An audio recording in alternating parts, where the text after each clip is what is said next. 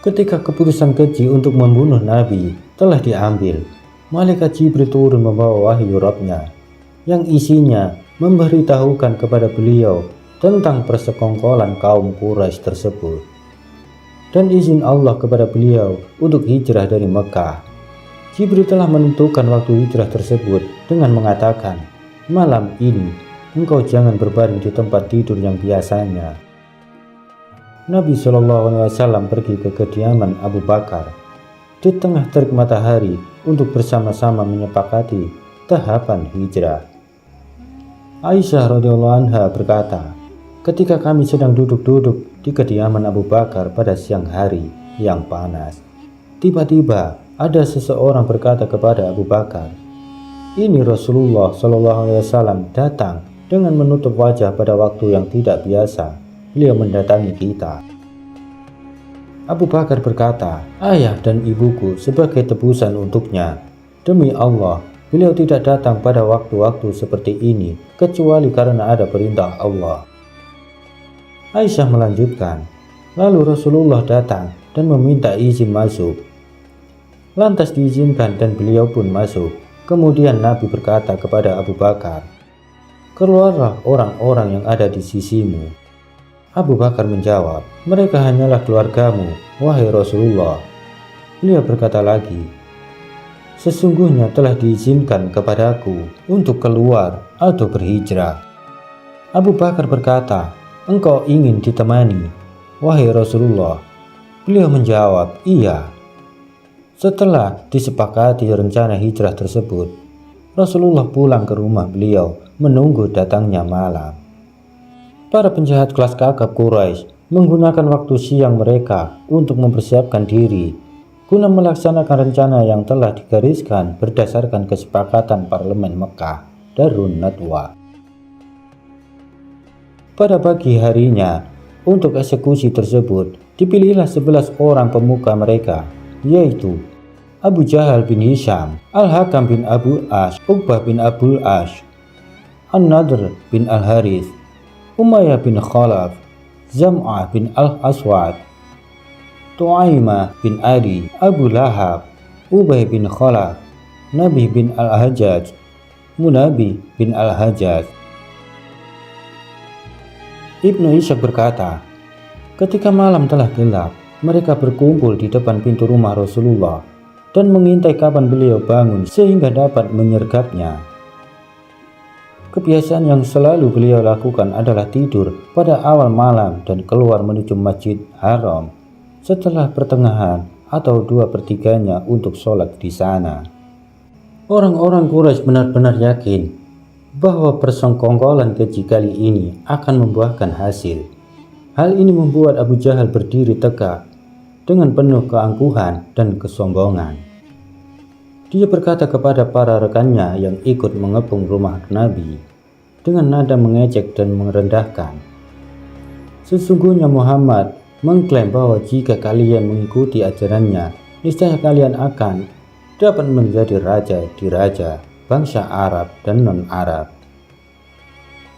Kemudian kelak kalian akan dibangkitkan setelah mati. Lalu dijadikan bagi kalian surga-surga seperti suasana surgawi di lembah-lembah Yordania. Jika kalian tidak mau melakukannya, dia akan menyembelih kalian. Kemudian kalian dibangkitkan setelah mati, lalu dijadikan bagi kalian api yang membakar." Waktu suksesi persekongkolan tersebut adalah setelah pertengahan malam, saat beliau biasa keluar rumah. Mereka melewati malam tersebut dengan berjaga-jaga sembari menunggu tengah malam tepat. Namun Allah Maha Kuasa atas segala sesuatu. Di tangannya urusan langit dan bumi. Dia melakukan apa yang dikehendakinya. Dialah yang Maha melindungi dan tidak ada yang dapat melindungi selainnya. Dia telah menetapkan janji yang telah difirmankannya kepada Rasulullah setelah itu. Dan ingatlah, ketika orang-orang kafir memikirkan daya upaya terhadapmu untuk menangkap dan memenjarakanmu atau membunuhmu atau mengusirmu, mereka memikirkan tipu daya Dan Allah menggagalkan tipu daya itu, dan Allah sebaik-baik pembalas tipu daya. Surat Al-Anfal ayat 30. Sekalipun persiapan yang dilakukan oleh kaum Quraisy untuk melaksanakan rencana keji tersebut sedemikian ekstra, namun mereka tetap mengalami kegagalan yang memalukan. Pada malam itu, Rasulullah berkata kepada Ali bin Abi Thalib, "Tidurlah di tempat tidurku, berselimutlah dengan burdah hijau yang berasal dari Hadramaut milikku ini. Gunakanlah untuk tidurmu, sebab tidak akan ada sesuatu pun yang engkau benci dari mereka yang mampu menjangkaumu." Bila akan tidur, biasanya Rasulullah selalu memakai burdahnya tersebut. Sementara Rasulullah telah berhasil keluar dan menembus barisan-barisan mereka. Beliau memungut setumpuk tanah dari Al-Bata lalu menaburkannya ke arah kepala mereka. Ketika itu, Allah telah mencabut pandangan mereka dari melihat beliau, sehingga tidak dapat melihat beliau, sedangkan beliau membaca firman-Nya. Dan kami adakan di hadapan mereka dinding, dan di belakang mereka dinding pula, dan kami tutup mata mereka, sehingga mereka tidak dapat melihat. Surat Yasin ayat 9. Tidak ada seorang pun yang tersisa, semuanya beliau taburi tanah di atas kepalanya. Kemudian beliau berjalan menuju kediaman Abu Bakar, dan selanjutnya keduanya keluar melalui celah kecil di bagian belakang rumah Abu Bakar pada malam hari hingga tembus ke Gua Thur yang menuju ke arah ke Yaman. Orang-orang Quraisy yang mengepung rumah beliau tetap menunggu hingga waktu yang tepat, dan menjelang tiba waktu tersebut, tanda-tanda kesia-siaan dan kegagalan sudah nampak bagi mereka.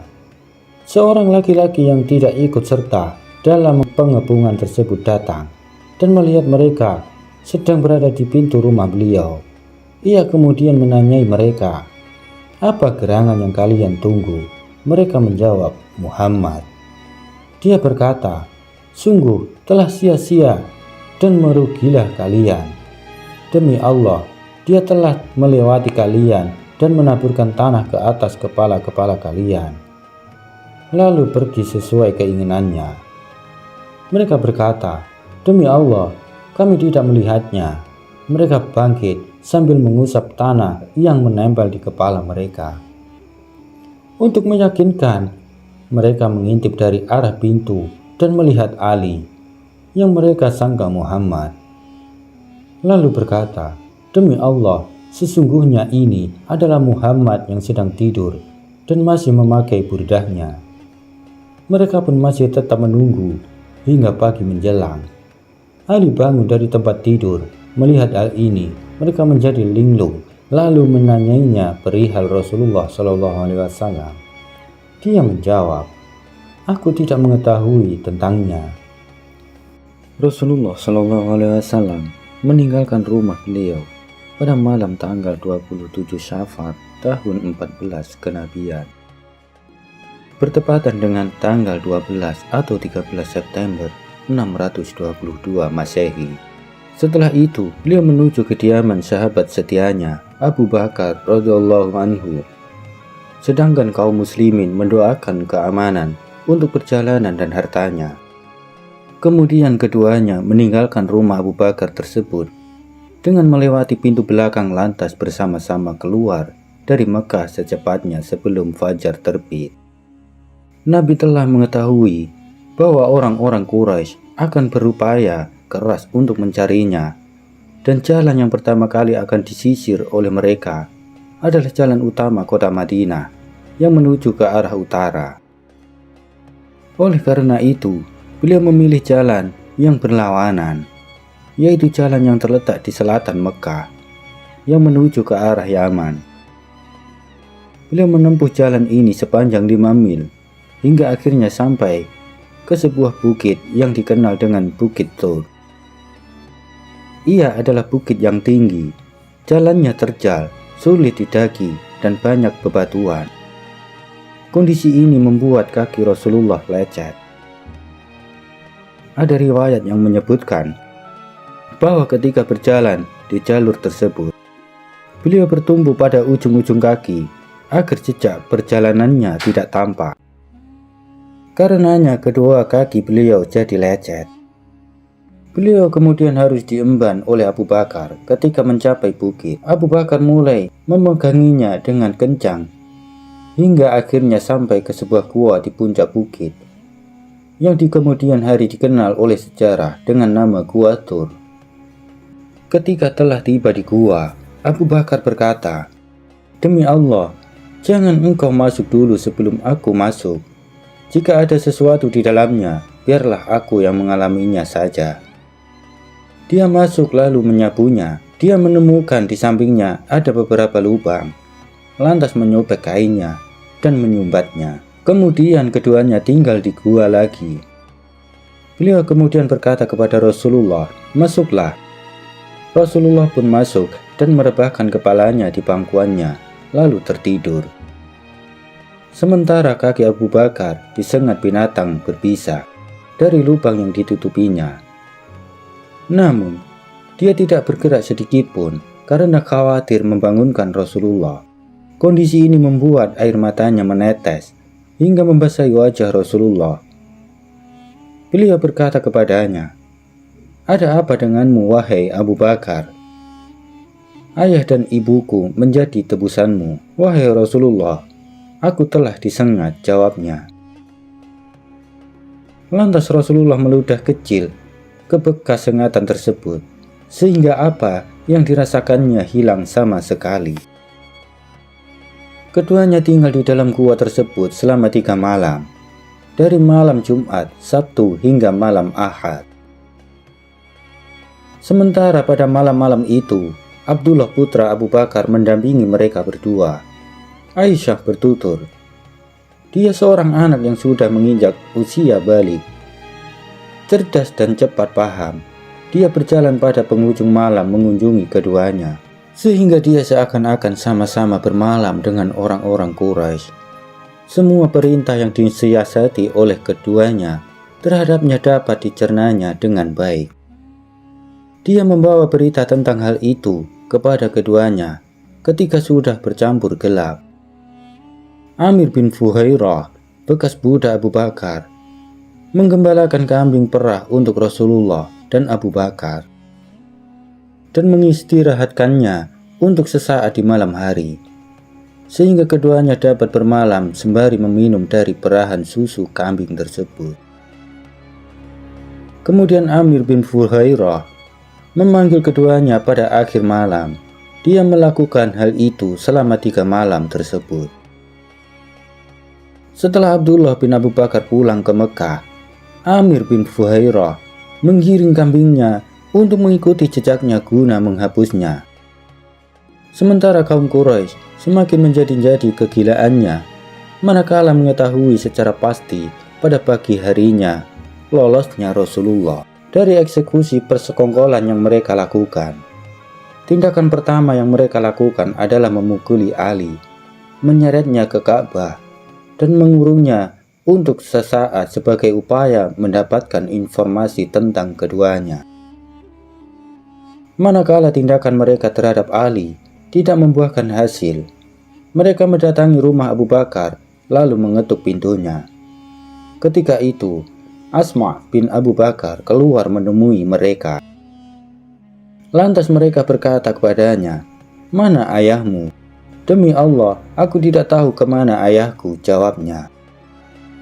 Abu Jahal mengangkat tangannya. Dia dikenal orang yang berperangai jorok dan tak senonoh.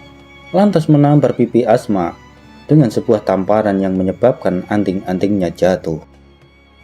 Di dalam sidang istimewanya, orang-orang Quraisy memutuskan untuk menggunakan semua sarana untuk menangkap kedua orang tersebut. Mereka menjadikan semua jalur menuju Mekah dari semua penjuru di bawah pengawasan yang sangat ketat dan bersenjata.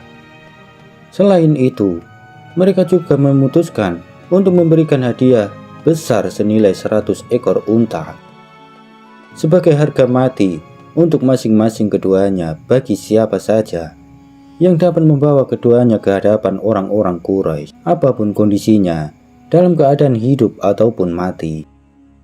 Ketika itulah Para pasukan berkuda, pejalan kaki, dan pelacak jejak sama-sama berupaya keras untuk melakukan pencarian dan menyebar sampai ke lereng-lereng perbukitan, lembah, dataran rendah, dan tinggi. Namun hal itu tidak membuahkan hasil dan manfaat. Para pelacak tersebut telah sampai pula ke mulut gua, akan tetapi Allah Maha menguasai urusannya. Imam Al-Bukhari meriwayatkan dari Anas dari Abu Bakar. Dia berkata, "Aku berada di sisi Nabi, lalu aku mengangkat kepalaku. Ternyata di situ ada kaki-kaki mereka. Lantas aku berkata, 'Wahai Rasulullah, andai kata sebagian mereka menoleh ke bawah, pasti dia dapat melihat kita.' Beliau berkata, 'Diamlah, wahai Abu Bakar, kita berdua, tapi yang ketiganya adalah Allah.'" Di dalam lafal riwayat yang lain, "Apa pendapatmu bila ada dua orang sedangkan yang ketiganya adalah Allah?" Kejadian tersebut merupakan mukjizat yang dianugerahkan oleh Allah kepada nabinya dalam rangka memuliakannya. Padahal para pelacak tersebut hanya beberapa langkah lagi mencapai diri beliau. Cukup sekian yang dapat kami sampaikan. Ada kurang lebihnya kami mohon maaf yang sebesar-besarnya. Dan akhirnya, wassalamualaikum warahmatullahi wabarakatuh.